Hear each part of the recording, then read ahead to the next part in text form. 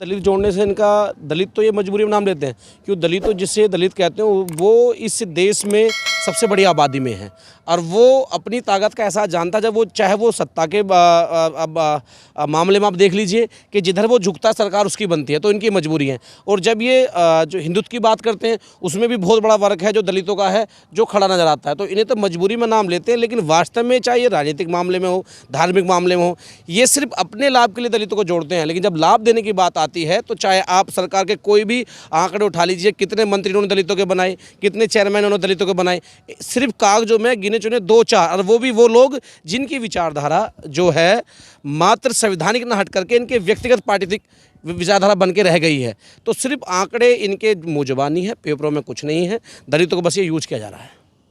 हाँ, कैसे यूज किया जा रहा है? दलितों को ये यूज करते हैं कि जब इन्हें अपना सरकार बनानी होती है तो हम लोगों को कहते हैं कि आप हिंदू भाई हो, मगर जब किसी दलित लड़की का बलात्कार हो जाता है तो मैं ये पूछना चाहता हूँ सरकार से कि सरकार डिबेट में क्यों कहती है कि दलित लड़की का बलात्कार हुआ, ये सरकार क्यों नहीं कहती कि हिंदू लड़की का बलात्कार हुआ। जब हिंदू शब्द कहाँ चला जाता, जब दलितों को मार दिया जाता तो उन्हें दलित कहा जाता, वोट के टाइम हमें हिंदू बना दिया जाता। तो ये जो षड्यंत्र जो चल रहा है ये ज़्यादा दिन चल नहीं पाएगा। सब लोग जागरूक हो गए हैं, समाज जागरूक हो रहा है और समाज समझ रहा है, और इसका जवाब आगे आने वाले चुनाव में 2022 में दिया जाएगा। देखिए, ये लोग ना डिवाइड करते हैं। जब सरकार घिरने पे आती है, जो जिस बहन का आपने बात करा, चाहे वो ज्योति पासवान हो, ठीक है, बिहार से, जब ये घिरते हैं, जैसे कि उस समय मामला चल रहा था कि जो प्रवासी मजदूर जा रहे हैं तो वहाँ सरकार फेल हो गई, तो इन्हें लगा कि इस मामले को उठाया जाए। तो ये उस मामले को उठा करके देखो भाई इस बहन के साथ गलत हुआ, बिहार में हुआ, चाहे वो वहाँ एनडीए सरकार चल रही है, लेकिन वहाँ जो बहुजन समाज के लोग हैं, जो या फिर वो किसी वर्ग से पढ़ा लिखा वर्ग है, वो अगर प्रताड़ित हुआ तो वो जब उस आवाज़ को उठाने लगा तो कि जो घोटाला हुआ है प्रवासी मजदूर साथ में जो फंडिंग आई है, इसलिए उन्होंने इस मामले को उठा दिया गया और उस मामले को लेकर के इन लोगों ने घुमाने का प्रयास किया। हालांकि जो इनका आईटी सेल है जो काम करते हैं वो पे द्वारा किया जाता है और उसमें सीधा ये अपना फ़ायदा देखते हैं, ना कि जनता का फ़ायदा देखते हैं। कोई जी सवाल ये है कि आम जनता की बात तो अलग रही, सरकार में बैठे में जो इनके विधायक या मंत्री हैं बहुजन समाज के, वो भी लगातार सवाल उठा रहे कि हमारे सामने प्रताड़ित किया जा रहा है, तो फिर आम समाज कहाँ जाए?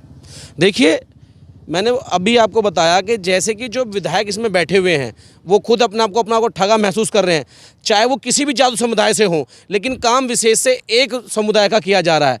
भाई या तो वो मोदी या शाह के परिवार से आए या उनके लिंक से आए, उनका काम होता है। बाकी पूरे, चाहे वो लोकसभा हो, विधानसभा हो, जहाँ जहाँ बीजेपी सरकार है वहाँ किसी का काम नहीं होता। और लेकिन खाना पूर्ति के लिए कुर्सियाँ बैठा दी गई हैं, विधायक बैठा दिए गए कि हमने सबका साथ सबका विकास लिया है। अब आप देख लीजिए 40% दलित जो है, चाहे विधायक हैं लोकसभा में हैं, वो कहीं ना कहीं चाहे सार्वजनिक मंच पर ना कहें, लेकिन कहीं ना कहीं आप वीडियो निकल के आती हैं कि हम ठगा महसूस कर रहे हैं हमारा। अब जैसे आपने देखा होगा कि जो प्रवासी मजदूर के लिए जो PM फंड का वो दिया गया था अकाउंट, वो वापस मांग रहे हैं, अब क्यों नहीं दे रहे?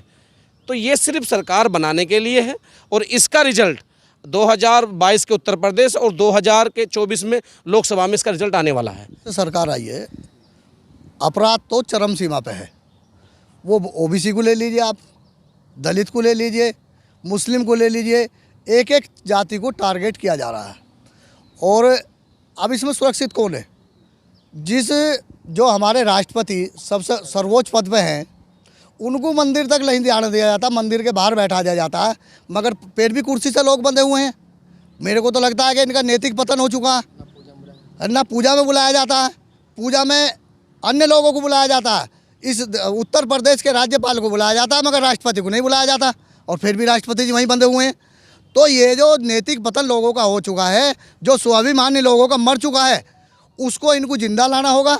और ये लगता नहीं है कि जो लोग इनके एजेंडे में फंसे हुए हैं वो निकल पाएंगे। ये तो आप विधायक ले लीजिए, MP ले लीजिए, मंत्री ले लीजिए, सब चुपके से पिटते हैं और फिर बताते हैं कि हमारे साथ अत्याचार हो रहा है। ये तो कम से कम यहाँ जो लोग हैं, जो आम नागरिक है, जो मजदूर है, वो अपनी आवाज़ पिट के उठा तो रहा, मगर ये लोग तो पिट के भी नहीं उठा रहे। अब आप ये देख लीजिए कि प्रधानमंत्री का एक संवैधानिक पद है, सबके लिए एक सम्मान की बात होनी चाहिए।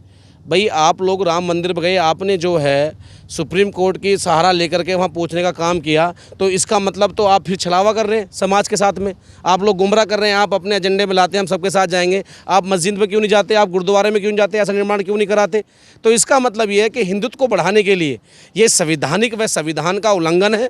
माननीय कोर्ट को भी इसमें देखना चाहिए कि ऐसे कोई भी डिसीजन ना लिए जाएं जिससे कि देश का प्रधानमंत्री किसी एक ऐसे धर्मस्थल पर जाए जहाँ पे 125 करोड़ जनता को ठेस पहुँचे। देखिए, मैंने आपको बताया कि ये लोग सिर्फ कुर्सियां खाना पूर्ति के लिए पूरी कर रहे हैं।